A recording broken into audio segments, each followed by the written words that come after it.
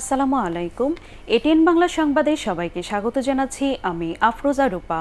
শুরুতে BRB cables সংবাদ শিরোনাম। ঢাকায় এসে পৌঁছালো মডার্না এবং সিনোফার্মের 23 লাখ টিকা, দুপুরে আসছে আরও 12 লাখ ডোজ।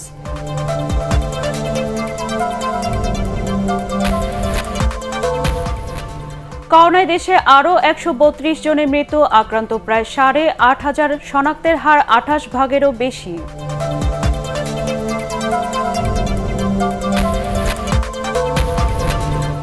রাজধানীতে বাড়ছে করোনা রোগীর চাপ, সরকারি হাসপাতালে আইসিইউ সংকট।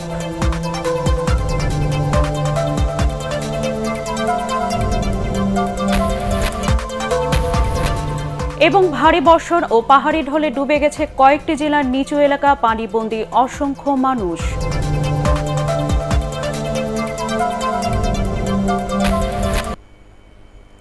শুনছিলেন বিআরবি কেবলস সংবাদ শিরোনাম। এবার বিস্তারিত। যুক্তরাষ্ট্র থেকে মডার্নার 13 লাখ ও চীনের সিনোফার্মের 10 লাখ সহ মোট 23 লাখ করোনা টিকা এসেছে বাংলাদেশে। আরও 12 লাখ টিকা আসবে দুপুরের আগে। স্বাস্থ্যমন্ত্রী জাহিদ মালিক বলেন, এসব টিকা আসায় খুব শিগগিরই গণটিকাদান কর্মসূচি আবারও চালু করা হবে। টিকা বুঝে নেওয়ার পর হযরত শাহজালাল আন্তর্জাতিক বিমানবন্দরে একথা জানান তিনি। মমিনুর রিপনের রিপোর্ট। দেশে করোনা মহামারীর এই কঠিন সময়ে টিকা নিয়ে চলমান সংকট আপাতত কমল। সংকটের কারণে গণটিকাদান কর্মসূচিতে যে ছন্দপতন হয়েছে তা কাটিয়ে ওঠার আশা স্বাস্থ্যমন্ত্রীর। ইনশাআল্লাহ ভ্যাকসিনের আর অভাব হবে না। ডিসেম্বরের মধ্যে প্রায় 10 কোটি ভ্যাকসিন বাংলাদেশে আসবে, এটা আমরা আশা রাখি। আমাদের ভ্যাকসিন কার্যক্রম অল্প অল্প করে চলছিল, এখন এটা বেগবান হবে এবং অল্প দিনের মধ্যেই আমরা আমাদের ভ্যাকসিন কার্যক্রম আবারও শুরু করতে পারব। ভারত থেকে যে চুক্তি করা হয়েছে অ্যাস্ট্রাজেনিকার, সেখান থেকেও আমরা ইঙ্গিত পেয়েছি যে আমাদের আগস্ট মাস থেকে তারা অ্যাস্ট্রাজেনিকা ভ্যাকসিন দেওয়া শুরু করবে। টিকা বুঝে নিতে স্বাস্থ্যমন্ত্রীর সাথে ছিলেন পররাষ্ট্রমন্ত্রীও। দ্রুততম সময়ের মধ্যে টিকা হাতে পাওয়ায় সন্তোষ প্রকাশ করেন তিনি। আমেরিকান হেল্পটা এসেছে is the most critical time. এটা আমাদের খুব ক্রিটিক্যাল টাইম। এই সময় ওদের হেল্পটা এসছে এবং we are so proud of it. আমরা আরো অনেক আমাদের পয়সা দিয়ে কেনারগুলো আসতেছে।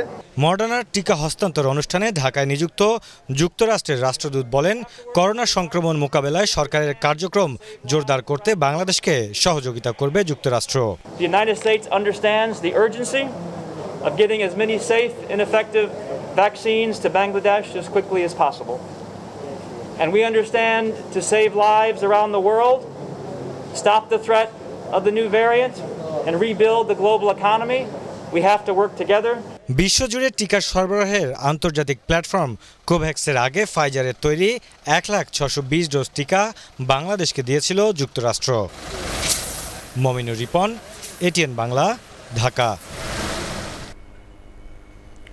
করোনা ভাইরাসে আক্রান্ত হয়ে দেশের টানা 6 দিন শতাধিক মানুষ মারা গেছেন। স্বাস্থ্য অধিদপ্তর জানিয়েছে, সবশেষ 24 ঘন্টায় 132 জনের মৃত্যু হয়েছে। করোনা শনাক্ত হয়েছে 8,483 জনের শরীরে।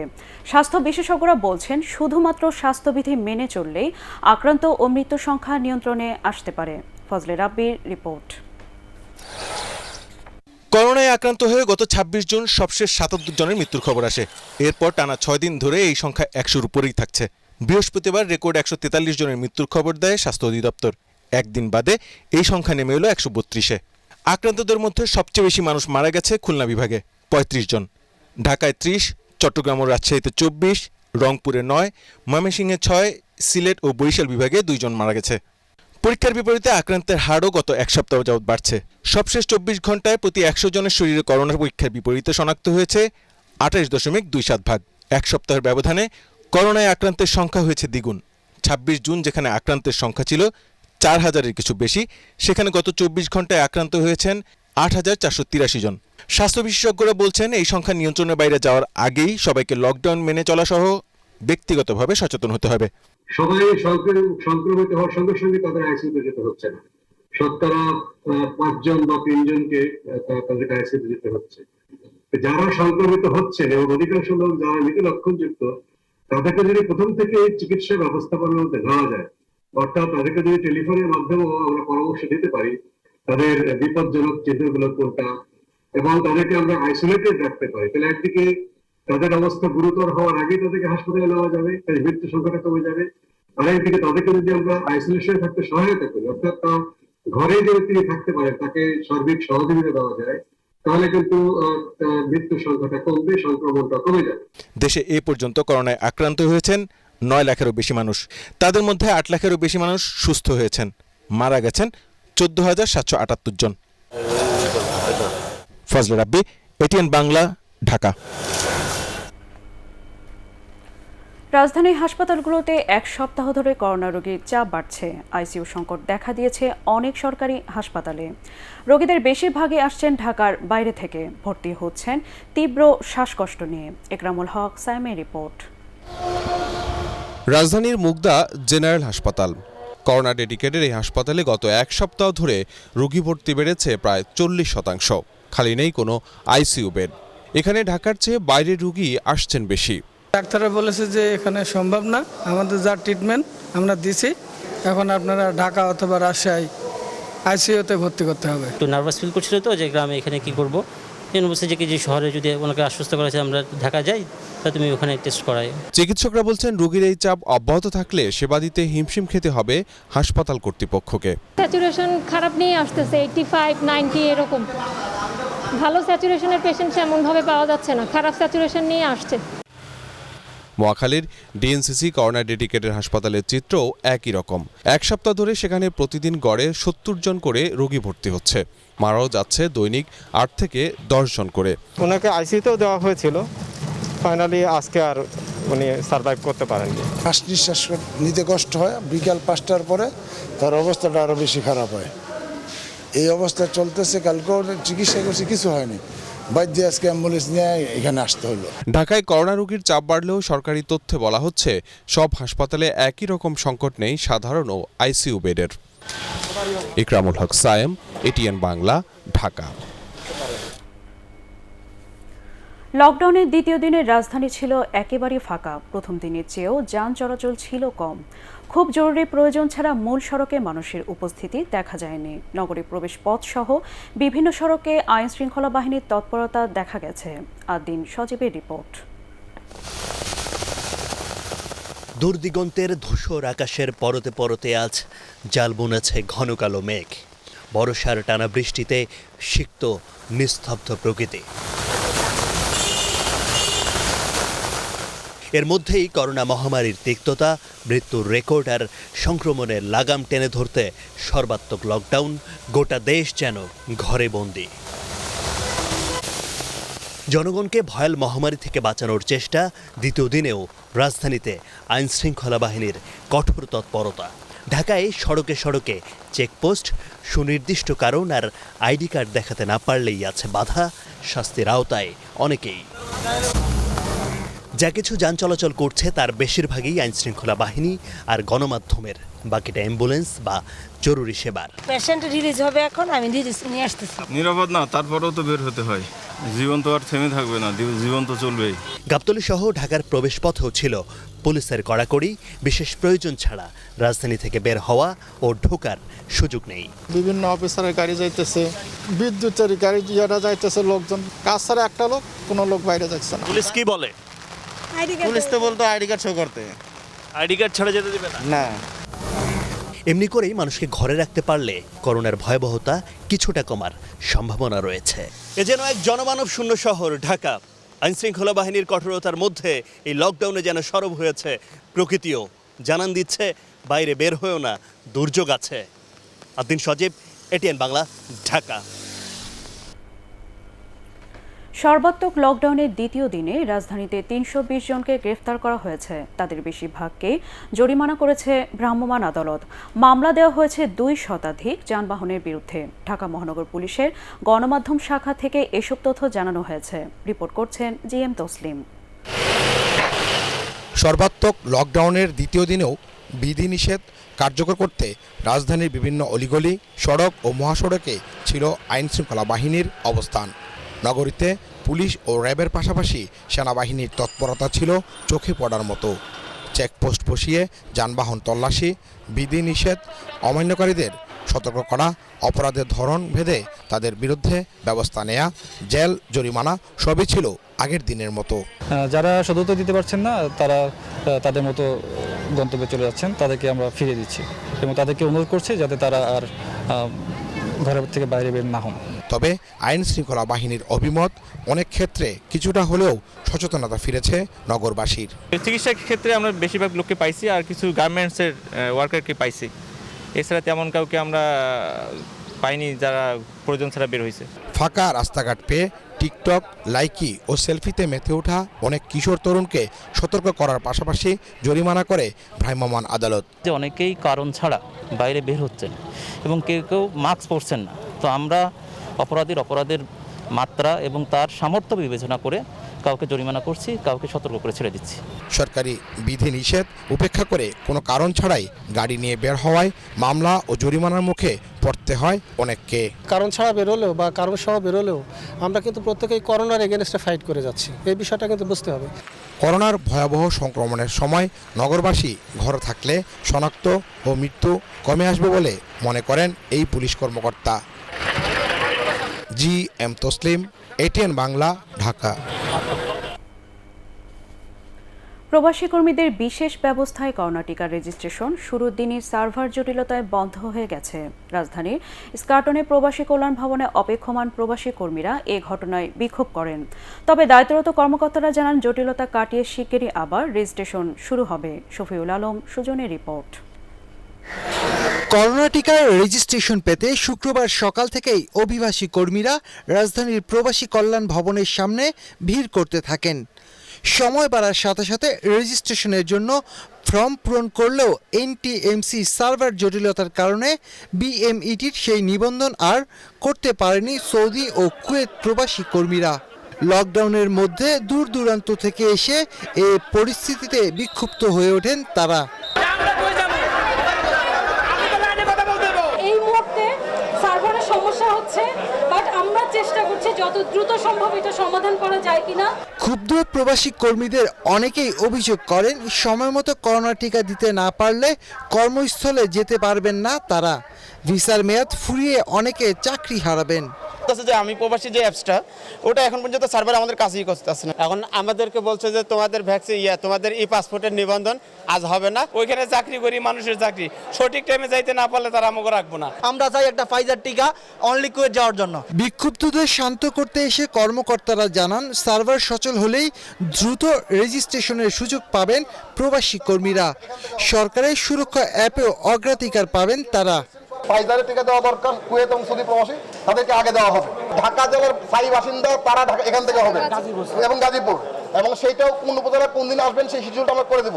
এছাড়াও আমি প্রবাসী অ্যাপ এবং জেলা পর্যায়ে BMETর অফিস TTC গুলোতেও প্রবাসী কর্মীরা নিবন্ধন করতে পারবেন বলেও জানান কর্মকর্তারা। শফিউল আলম সুজন, ATN বাংলা, ঢাকা।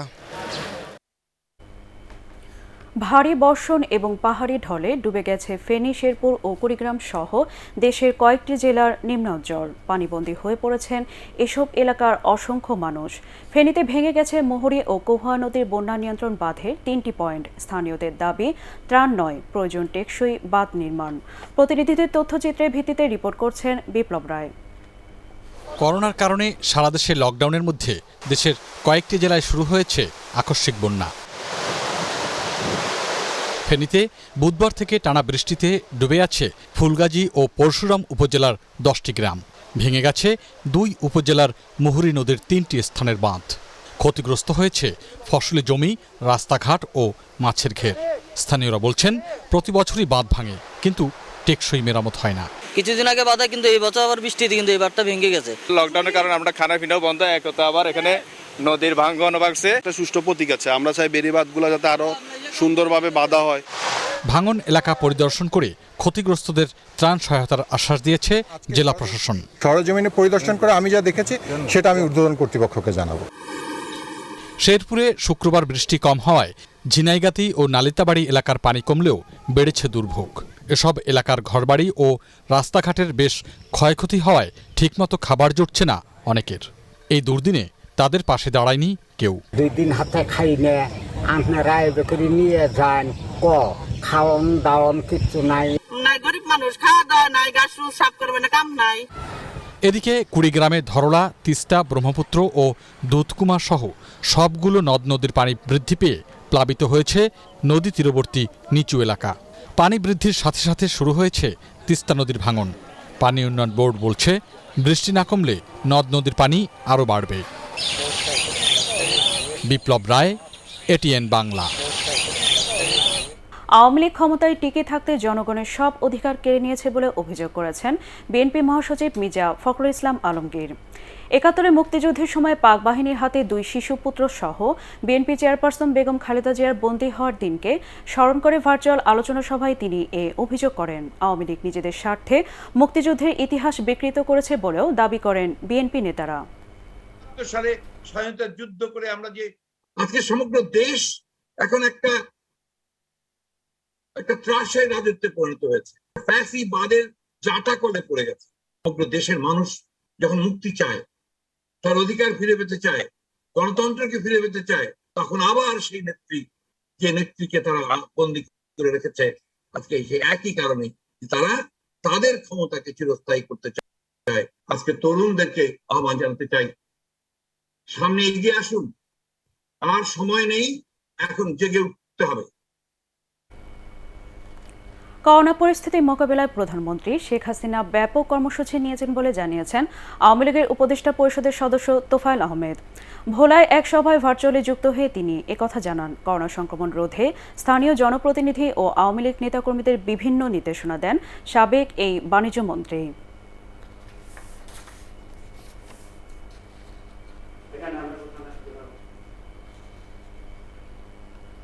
এবারে আন্তর্জাতিক সংবাদ।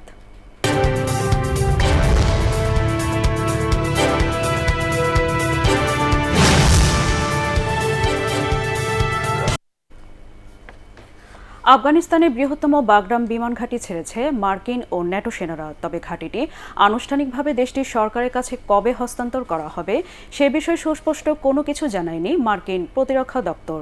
এর আগে সেখান থেকে সব মার্কিন সেনা প্রত্যাহারের ঘোষণা দিয়েছিলেন মার্কিন প্রেসিডেন্ট জো বাইডেন। এই পদক্ষেপের ফলে আফগানিস্তান থেকে সৈন্য প্রত্যাহার প্রক্রিয়া এখন শেষ পর্যায়ে। 2 দশক ধরে যুক্তরাষ্ট্র ও ন্যাটো বাহিনী কাবুলের এই ঘাঁটিতে অবস্থান করছিল। এখান থেকেই তালেবান ও আল কায়েদা দমনে বিমান হামলা পরিচালনা করত তারা। এবারে ইউরো আমেরিকার খবর।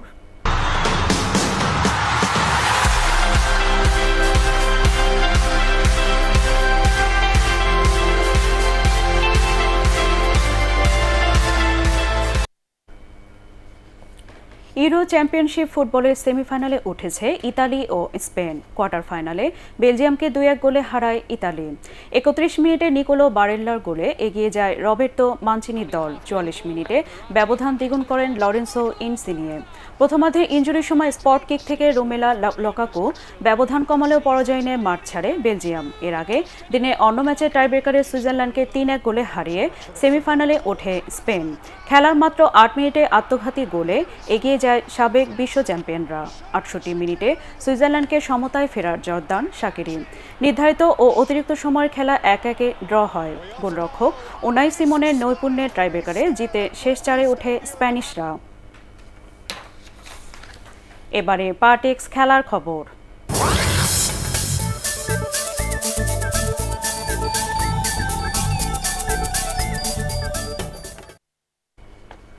আর্জেন্টাইন মহাতারকা লিওনেল মেসির অন্য ক্লাবে যোগদানের সম্ভাবনা উড়িয়ে দিয়েছেন বার্সেলোনার সভাপতি হুয়ান লাপোর্তা। তার দাবি, আর্থিক নিয়মনীতির কারণে মেসিকে সই করাতে কিছুটা দেরি হচ্ছে। লাপোর্তা বলেন, মেসিকে চুক্তিতে সই করানোর ব্যাপারে অনেকটাই এগিয়ে গেছেন তারা, কিন্তু আর্থিক ফেয়ার প্লে নিয়ম মেনে চুক্তি বানাতে কিছুটা সময় লাগছে তাদের। তিনি জানান, ক্লাব এবং মেসির দুপক্ষেরই যাতে সুবিধা হয় সেরকম চুক্তি বানানো হচ্ছে। 2013 সাল থেকে আর্থিক নিয়ন্ত্রণের ব্যবস্থা চালু করে স্প্যানিশ লা লিগা। অর্থাৎ প্রত্যেক ক্লাবকে তাদের আয় অনুযায়ী সর্বাধিক ব্যয় পরিমাণ নির্ধারণ করে দেওয়া হয়েছে। করোনা মহামারীর আগে বার্ষিক বেতনের সবচেয়ে বেশি অর্থ খরচ করত বার্সেলোনা, যার পরিমাণ 671 মিলিয়ন ইউরো, কিন্তু গত মার্চ থেকে তা 347 মিলিয়ন ইউরোতে নেমে আসে। তাই মেসির সাথে নতুন চুক্তি করতে আরও বেশি ব্যয় সংকোচন করতে হচ্ছে বার্সেলোনাকে।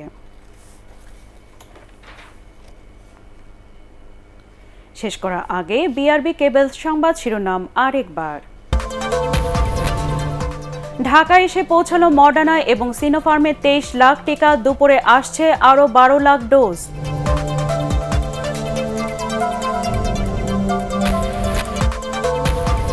করোনায় দেশে আরও 132 জনের মৃত্যু, আক্রান্ত প্রায় 8,500, শনাক্তের হার 28%-এরও বেশি।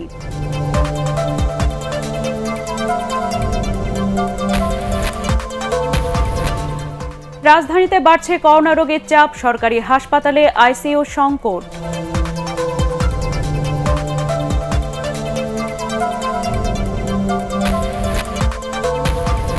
এবং ভারী বর্ষণ ও পাহাড়ি ঢলে ডুবে গেছে কয়েকটি জেলার নিচু এলাকা, পানিবন্দী অসংখ্য মানুষ।